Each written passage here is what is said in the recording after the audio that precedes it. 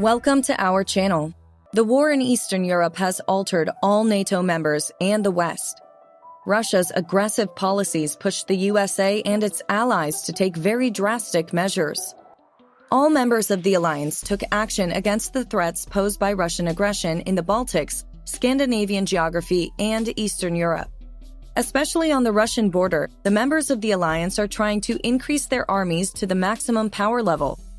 Just as Russia revised its moves in the course of the Ukraine war, NATO is creating new plans against the Russian threat. For Russian President Vladimir Putin, the war in Ukraine now means more than keeping NATO's expansion in check. The USA sensed a serious danger for itself in these attacks and mobilized its troops in Eastern Europe. The US and NATO have recently increased their military presence on the Russian border almost 8 times. NATO decided to increase the number of soldiers ready for war by 7.5 times. As a result of the meeting of the defense ministers of the alliance, it was decided to increase the number of combat-ready troops from 40,000 to 300,000 and to strengthen the air support on the eastern flank. This turned into a mutual elbow contact between the two world giants. Rising tensions in Eastern Europe are now overshadowed by the Ukraine war. Against the Russian threat, reactions from NATO's top officials continue to come. Recently, NATO Secretary General Jens Stoltenberg said that the Western military alliance will increase its high readiness forces to over 300,000 in response to Russia's invasion of Ukraine for no reason. Statistics have shown that NATO has reached a much larger number considering the size of the Russian threat. Stoltenberg said, "We will strengthen our forward defenses, transform the NATO response force, and increase the number of our highly prepared forces to over 300,000. However, this means that a much larger power is ready against Russia. According to recent reports, a significant NATO contingent of approximately 490,000 troops is being deployed by NATO armies in Eastern Europe and the Baltic states bordering Belarus, Russia, and Ukraine.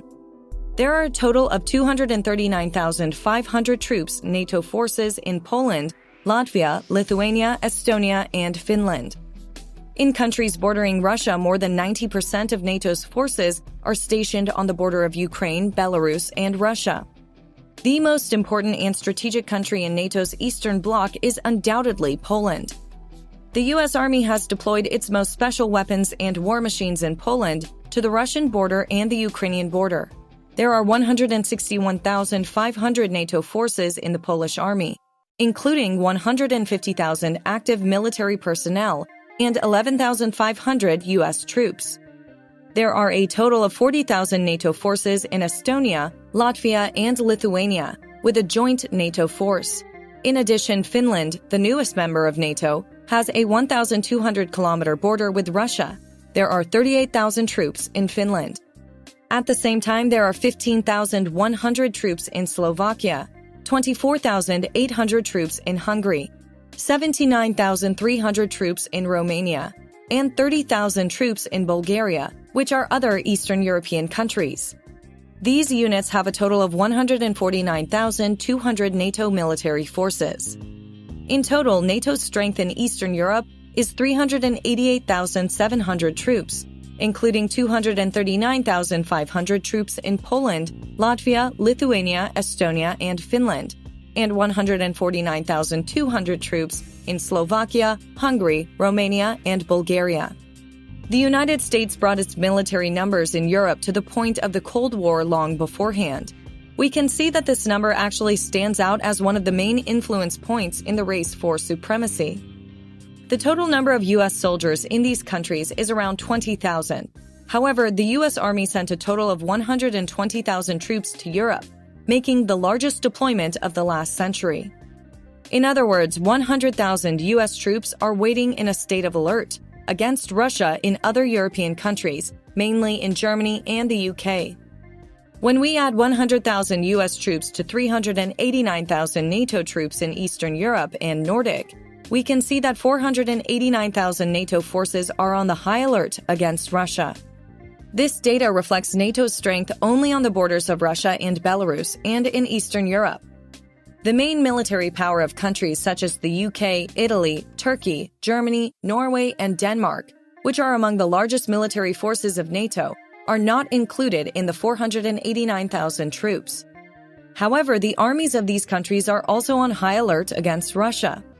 In the event of a war, these countries will add paramilitary groups to the war, just as the Ukrainians did. Paramilitary groups of the Eastern Bloc are not covered in our current analysis, but they are of paramount importance. We see this very clearly from the partisan guerrilla movement in Ukraine. This preparation shows us that NATO has expanded its vigilance against an attack from Russia. At the same time, NATO is going to a serious restructuring against the nuclear threat that we mentioned at the beginning. In recent months, NATO countries carried out nuclear deterrence exercises in Europe, with the participation of a large number of warplanes. In addition, NATO takes very critical security measures, not only in Eastern Europe, but also in the Baltic region. While Baltic air policing intercepts a Russian jet almost daily, alliance navies form a joint force in the Baltic Sea. With the environmental security problems, increasing maritime traffic, and regional warming in the Black Sea, Russia tried to dominate these areas. Aware of the danger, the revised NATO doctrine called for a reliable naval presence in the Baltic Sea in recent days for deterrence and territorial defense. As part of this call, the biggest exercise of the year, Defender 23, which includes the Baltics, was announced. Following the start of this exercise, a historic step came from the U.S. Navy forces near Norway in the Baltic Sea. The U.S. Navy's 6th Fleet has finally re-entered the Baltic Sea to bring justice after a long hiatus. The USS Gerald R. Ford aircraft carrier, carrying the commander of the U.S. 6th Fleet Strike for NATO, the biggest firepower of the alliance, was now deployed in the Baltics in response to the next 30 exercises by the Russian Navy. As the world's largest aircraft carrier overshadowed the Baltics with its splendor, Putin was witnessing moment by moment the power of the U.S. Navy. The ship is the world's largest aircraft carrier, and the exercises, which will begin in the coming days, are a show of strength for the North Atlantic Treaty Organization, at a time when tensions are rising between the 31-nation military alliance from Europe. The ship is expected to depart from the Arctic a few days before the start of the Arctic Challenge exercise on May 29, and collect 150 aircraft and 3,000 military personnel from 14 Western countries. These exercises will be carried out from close to the Russian border in the east to the Norwegian Sea coast in the west. Meanwhile, Jens Stoltenberg has warned earlier that Russia will not win the war, otherwise it may encourage authoritarian leaders around the world. The alliance's Secretary General called for Ukraine's continuation, saying that Ukraine's territorial gains would not have been possible without NATO's support. Despite recent gains, Jens Stoltenberg said that a Russian victory would be bad for all of us in Europe and North America, all of NATO, because it would send a message to authoritarian leaders, not just Putin, but China as well. They will be able to achieve their goals by using ruthless military force. The Joe Biden administration has described China as America's biggest threat to its national security strategy. NATO Secretary General Jens Stoltenberg said that Russia's announcement that it will deploy tactical nuclear weapons in Belarus shows that the joint statement made by Russia and China days ago was made up of empty promises. Stoltenberg said NATO has so far seen no signs that Russia is following Putin's announcement.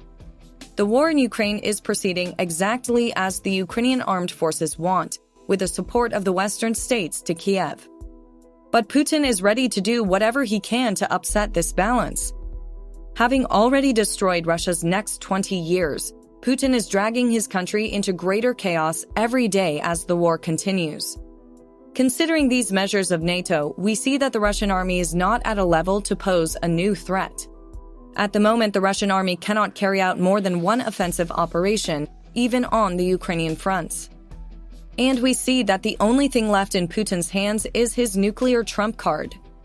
Although Western and even Russian experts think that this is just a bluff, the U.S. administration and NATO chief Stoltenberg take this seriously and act with a principle of maximum security. Thanks for watching us.